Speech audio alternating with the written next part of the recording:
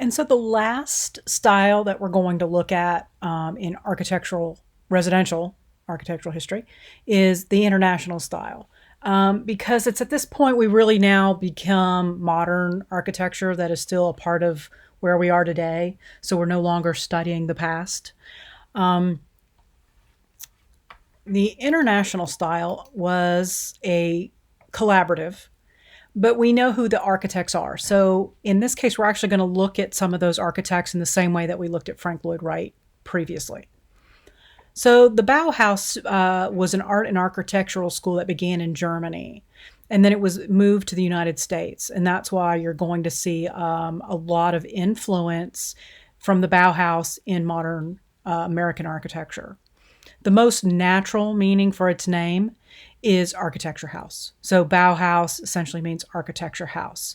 It became pretty much one of the most influential styles in the modern architecture world, and it continues to this day. And that is an example. That is what the Bauhaus school, one of the buildings in the school. It was literally a college for training students on architecture.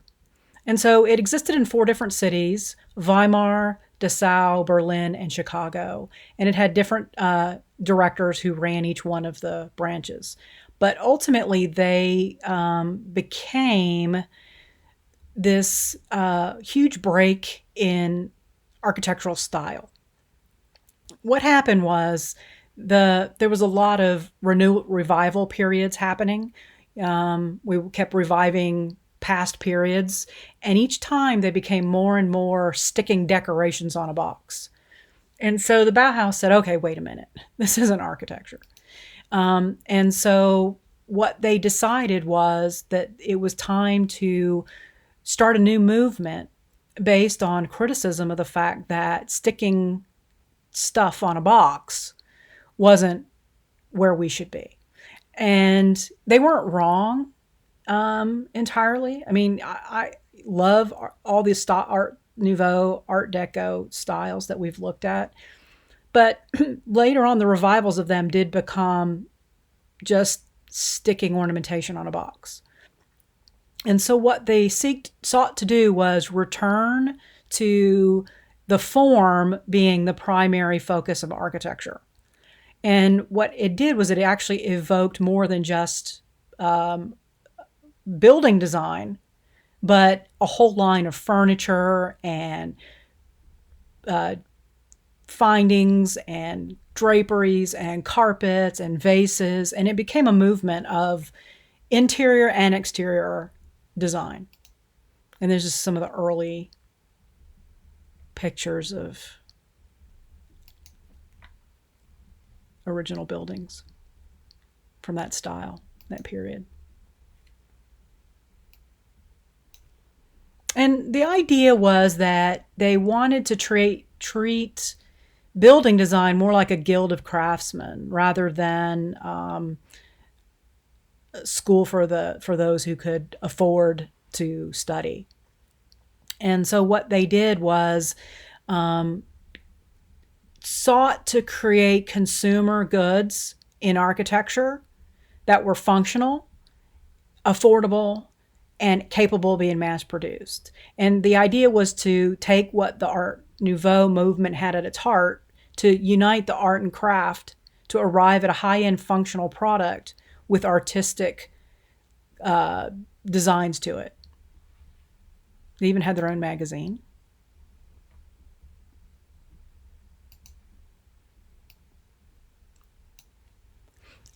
So a lot believe that the reform happened in part for economic reasons, because Germany just didn't have all the same raw materials the United States and Great Britain did.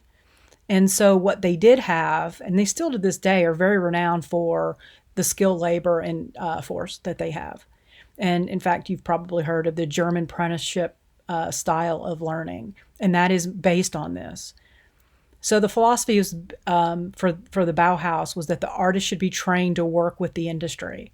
And that's the basis for technical education in the United States. This is workforce development. We're teaching you how to perform a job. and not necessarily just the theory that universities will often touch. And so the Bauhaus actually was closed because of the fact that it was so progressive by the Nazis. And so two of its founders left Germany and went to Harvard to teach at the Graduate School of Design. And they very, very strongly influenced it to this day. They helped produce students who later became modern architects, Philip Johnson and I.M. Pei. We've seen some of their work along the way.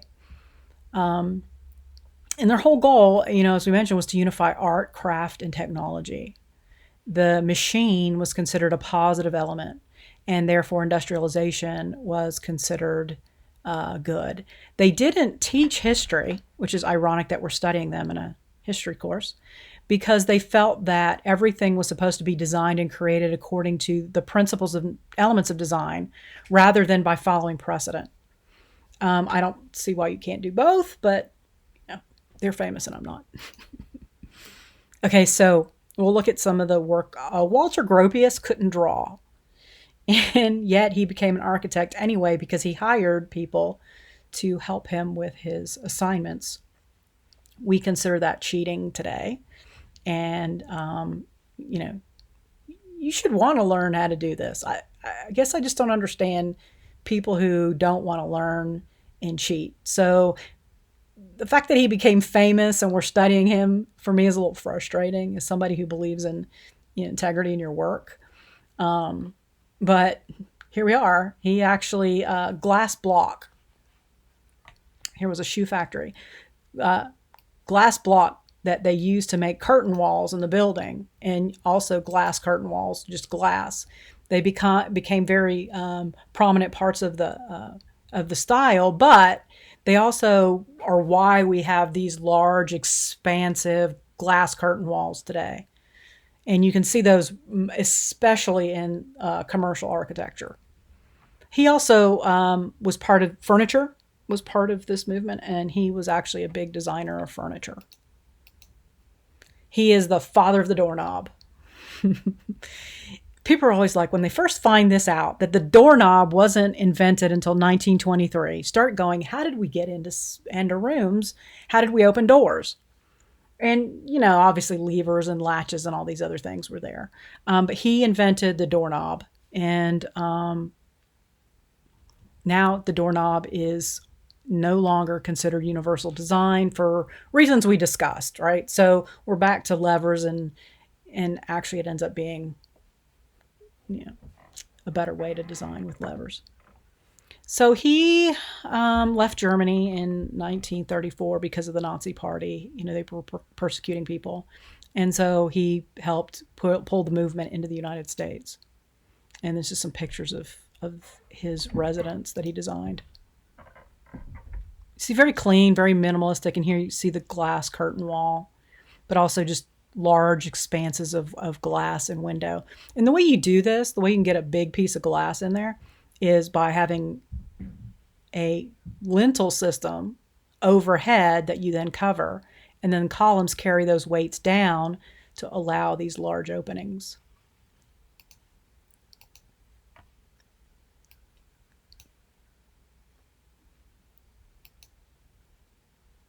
Oh, I thought there was something in here. I thought I had something in here about this one.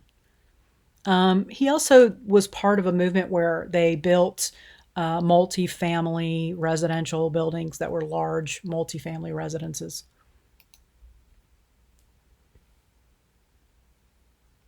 There's some examples of his work. Mies van der Rohe. He was also a German architect who was considered one of the masters of modern architecture. He was looking to start a new style that would represent modern times. He's very much a very influential 20th century architect, and I'm going to show you some of his work here in a minute. He called his building skin and bones architecture because he felt that a rational approach would guide the creative process. And if you've ever heard the term less is more, he's the one who coined it.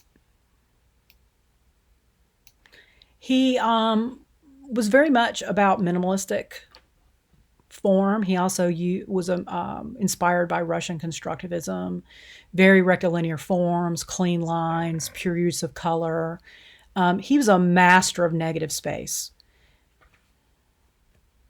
He also loved Frank Lloyd Wright's work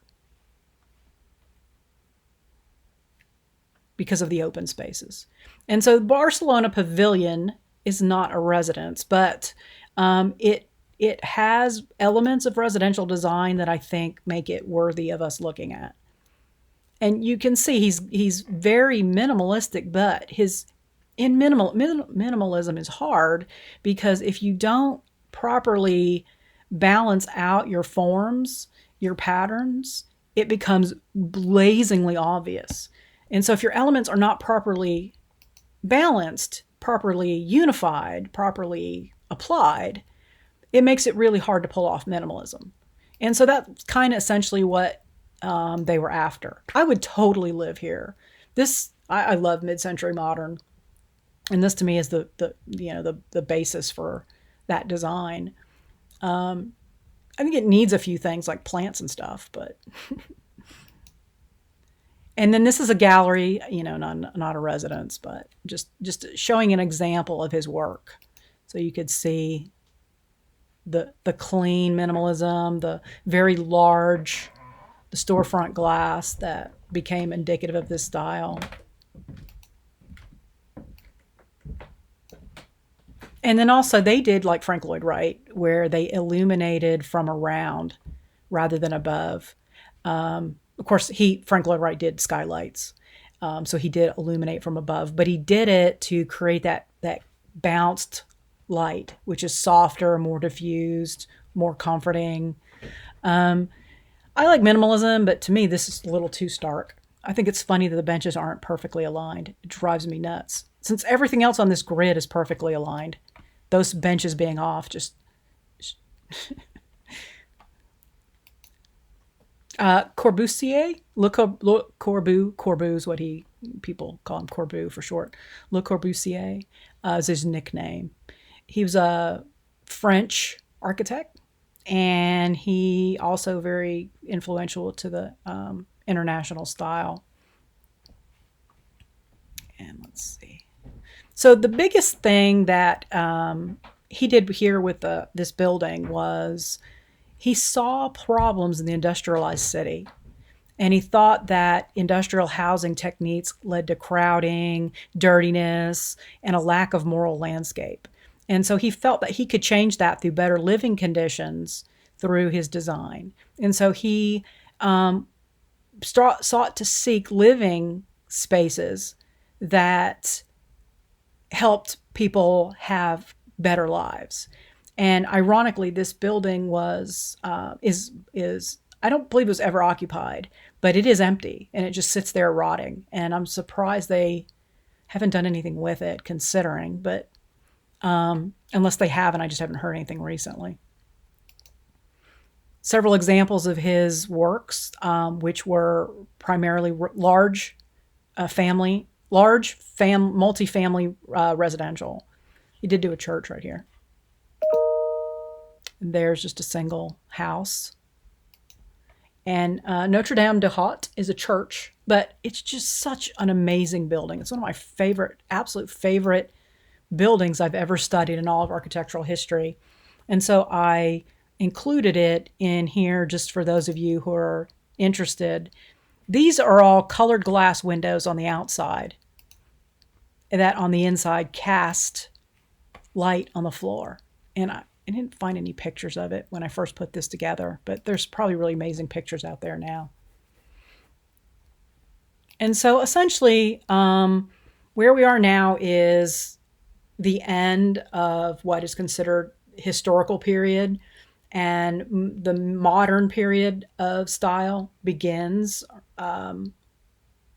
It's about a century out. So 1950s, we're going to say about 1950s when we started to pick up with mid-century modern. That's when we really get into the modern period of architecture, and thus ends architectural history. Okay, I'm going to stop here, and then we'll have a conclusion in the next video.